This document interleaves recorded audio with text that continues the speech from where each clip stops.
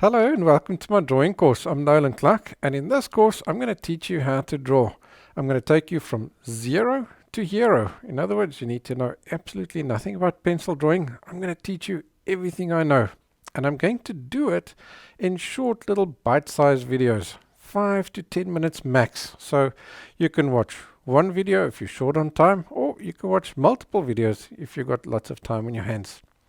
So I'm going to leave a card up over here, and in the description I'll leave a link, and that'll take you through to the playlist for the course. Then you could watch the classes in the correct order. So good luck with the course. We'll start off by taking a look. What can we do with pencil drawing? Pencil drawing is a very versatile medium, and some of the most common subjects to draw are portraits, animals, landscapes, still life, anime, and anything else you can imagine. You can also decide how much detail you want to add to your drawings. You can add lots of detail with realistic drawing, and if you want to take it a step further, you can move to hyper-realistic drawings. If less detail is your thing, then you can simply do sketches, or maybe live figure drawing, line art, line and wash, and a multitude of other styles that we'll cover as the course progresses. As you grow as a pencil artist, you might even decide to try your hand at colored pencil.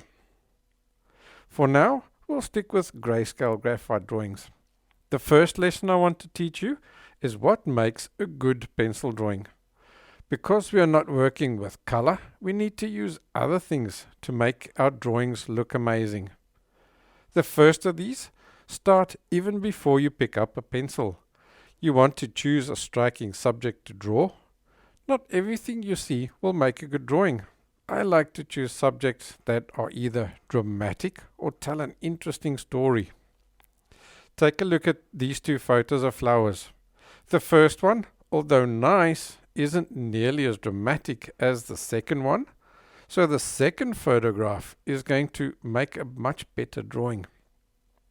The same goes with these two photos. They are both of pink cherry flowers, but the second one is much more dramatic. And I think you'll instantly agree with me, it's going to make a much better drawing than the first photo. You want to create a connection between yourself and the person viewing your drawing by drawing scenes that tell a story.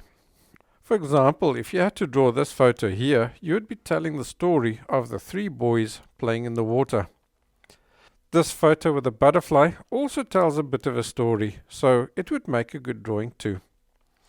Just to drive the point home, here are two more photographs of flowers, which tell a story and would make good drawings. The next thing to look out for when choosing a photograph and while drawing is that you need to have good contrast in your drawings. Contrast is what gives an image its depth and dimension. So if you don't add enough contrast to your drawing, then it's always going to look flat.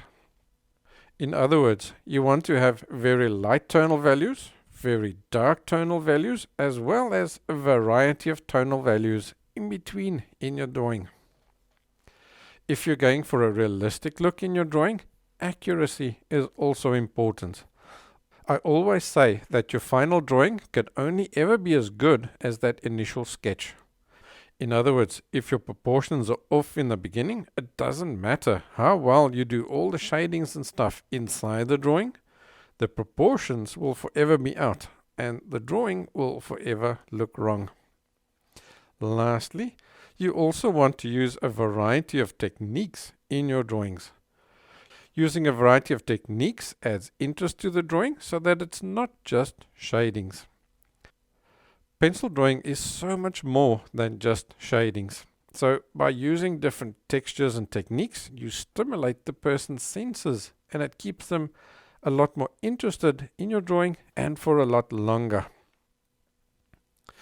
So remember these 4 points when drawing. You want a striking subject, you want good contrast in your drawing, and if you're working realistically, you need to work accurately. Then use a variety of techniques to keep the person looking at the drawing interested. As we go along, I'm going to show you how to achieve all of these things in your drawings. For now, we need to learn what equipment do we use for pencil drawing. So we'll start off with what types of pencils do you get? I'll leave a link to that video right over here.